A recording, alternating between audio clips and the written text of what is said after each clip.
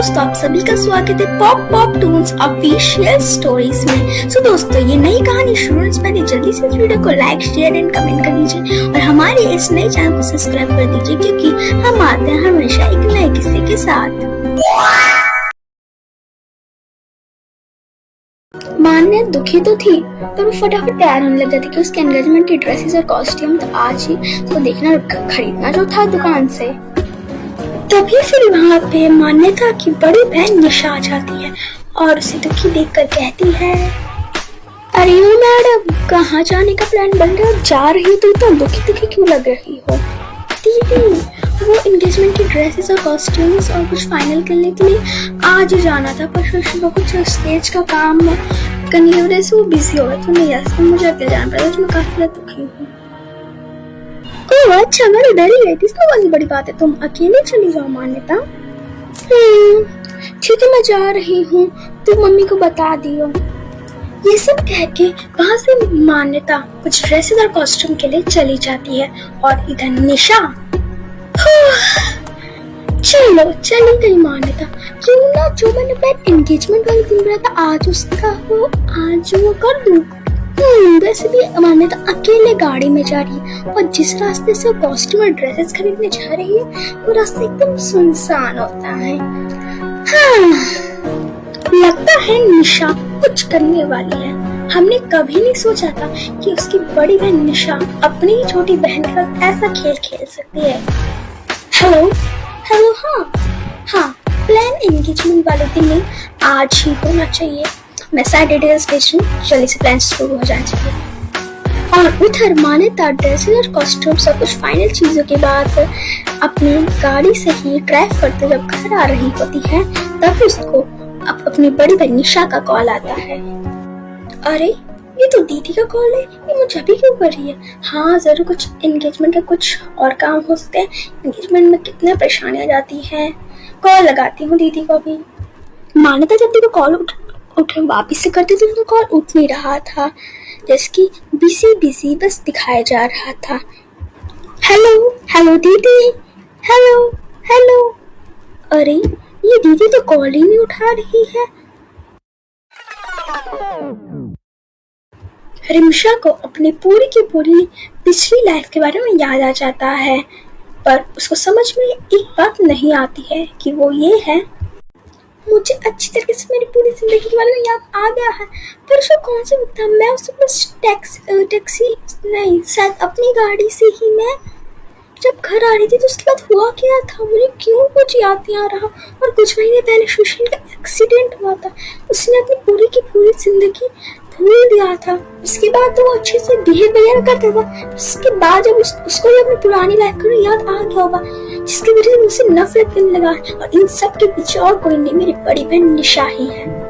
एकदम सही बोल रही है रिमशा। कुछ महीनों पहले सुशील का एक्सीडेंट हो गया, जिसकी वजह से उसकी याददाश्त चली गई, और धीरे धीरे करके उसकी पुरानी जिंदगी के बारे में उसको याद आ गया, जिसकी वजह से वो रिमशा से ऐसा व्यवहार करता है। साथ ही में उसके बच्चे भी उसी से सीखकर अपनी मम्मी से ऐसा व्यवहार करते हैं।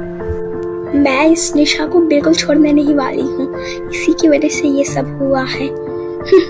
पर सबसे पहले तो माँ जी ने मुझे जहाँ पे बुलाया वहाँ पे जाना पड़ेगा। उन्हें गाँव बुलाया, मैं जरूर गाँव जाऊंगी और मैं अपनी माँ जी को सारी सच बातें बता दूंगी। वो दिन संडे का था, तो पता था रिमशा को कि सब लेट सकते हैं, कि वो तभी रिमशा को अपना सामान पैक करके एक टैक्सी को बुलवा के चुपचाप अपने माँ जी के गाँव के लिए रवाना हो गई।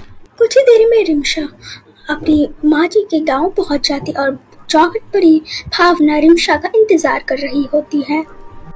आओ बहू आओ, तुम्हारा मेरे गांव में स्वागत है। तुम्हें मुझे यहाँ पे बहुत सारी चीजें दिखाने जो कि तुमने आज तक कभी देखी नहीं होगी।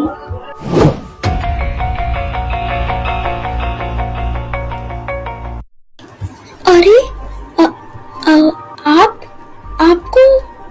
तो शायद रिमशा, आओ बेटी बैठो, मैं मान्यता की माँ हूँ, आओ बैठो। रिमशा उस औरत को देख के उसको अपनी माँ की याद आ गई, वो तुरंत ही रोने लग जाती है। फिर वो औरत कहती है, अरे मत रो रिमशा, मुझे देखकर कुछ याद आया?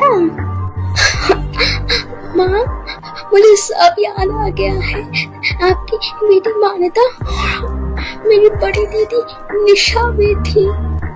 ओह रेशा, तुम जानती हो मेरी बेटी थी मान्यता, पर जिस दिन शादी के एंगेजमेंट के 2-3 दिन बाद पहले वो भाग गई। नहीं माँ, इसमें मेरी कोई गलती नहीं, ये सब दीदी ने किया था। मुझे सब याद आ गया अपनी पिछली जिंदगी के बारे में। फिर एक एक करके रिशा उस रात उसने क्या क्या देखा था और क्या क्या उसको याद आ गई, तो वो सारी बात बताई। ये सुनी तो भावना और वो औरत हैरान हो गई थी, यानी मान्यता की माँ।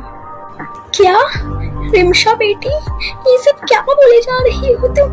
और अगर ये सब सच है तो तुमने मुझे ये सब पहले क्यों नहीं बताया? क्यों निशा के करतूत पहले नहीं बताई है? मुझे लग रहा था कि निशा दीदी ऐसे ही कुछ कर रही है, इसलिए मैंने आपको नहीं बताया। ये सब नॉर्मल सोच के मैंने हटा देता।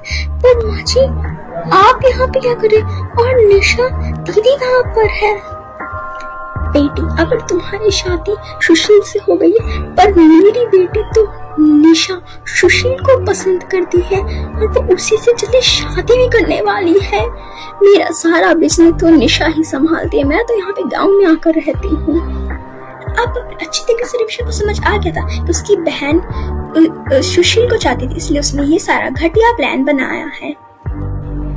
माँ, मुझे सब समझ आ गया, ये सब निशा ने ही प्लान बनाया था, क्योंकि वो सुशील को चाहती थी और मैं सुशील की जिंदगी से हमेशा के लिए चली जाऊं, इसलिए वो ये सारा घटिया प्लान बनाई थी उस दिन एंगेजमेंट के कुछ दिनों पहले। और मेरा तो एक्सीडेंट हो गया था।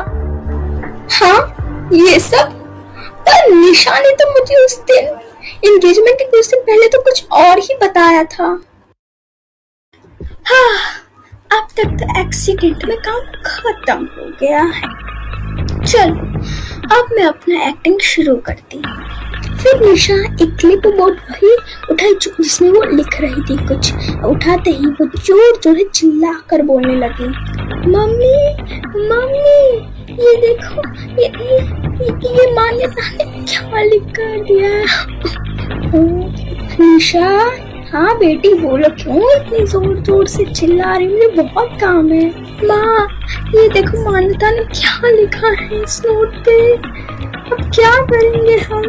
वो निशा गया, निशा का लिखा हुआ वो पेपर में जो भी लिखा था वो उसकी माँ यानी मान्यता की माँ वो सब सच समझ गई थी और बहुत ज्यादा हैरान होकर कहती है,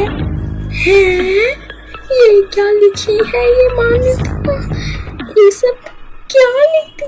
किसी और के साथ भाग गई? हे भगवान, अब क्या बोलेंगे सुशील के घर वालों को? मान्यता की माँ वो पढ़कर बहुत रोने लग जाती है।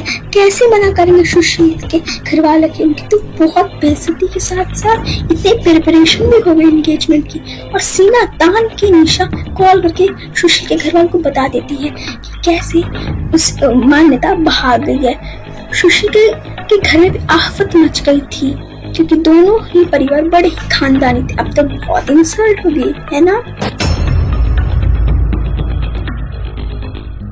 क्या दीदी ने ये सब किया? तो माँ, एक मैं सच कह रही हूँ, उस वक्त मेरे साथ एक्सीडेंट हुआ था। मुझे पिछले दिन तक बस इतना याद है कि उस दिन मेरे पास एक्सीडेंट हुआ था, क्योंकि सुबह ड्रेस और कॉस्ट्यूम खरीदने के बाद घर आ रही थी वापस। इसके आगे क्या होने वाला है ये जानने के लिए जरूर देखिएगा हमारा अगला एपिसोड। सो दोस्तों, अगर आपको ये वीडियो अच्छी लगी हो तो लाइक, शेयर, कमेंट एंड हमारे इस नए चैनल को सब्सक्राइब भी कर दीजिएगा।